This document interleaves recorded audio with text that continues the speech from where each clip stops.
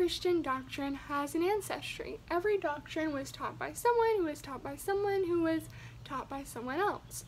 And starting at the other end of church history, the early church had a very particular understanding of the Christian faith given to them by the apostles and Jesus Christ himself, and they were very careful to hand this down generation to generation without adding or taking away from the Christian faith. But over a 2,000-year period of time, it's inevitable that some doctrines are going to be added to Christianity, and these are the ones we need to be the most careful about and critical of.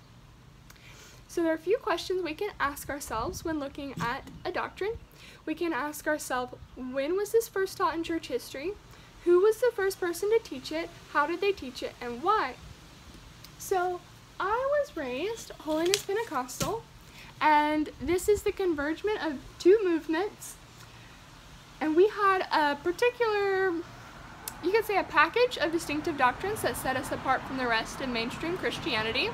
And in the holiness aspect, we had a lot of regulations on entertainment and dress, and that is what set us apart holiness-wise. And then Pentecostal, what set us apart is we believe that the Holy Spirit is received with the evidence of speaking in tongues.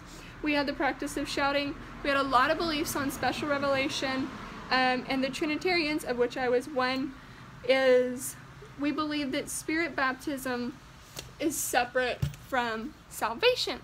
So, all of these being doctrines, they all have an ancestry, and I have spent the last few years of my life really studying and digging in, researching dozens and dozens and dozens of hours of reading, looking at original documents of where did these distinct doctrines come from? What is their ancestry? So I'm really excited to get to share that research with you, and I hope no matter where you fall on the Christian spectrum of beliefs that it will be a blessing to you, you will learn from it, and it will strengthen your faith. So thank you so much for learning with me, and I'm looking forward to it.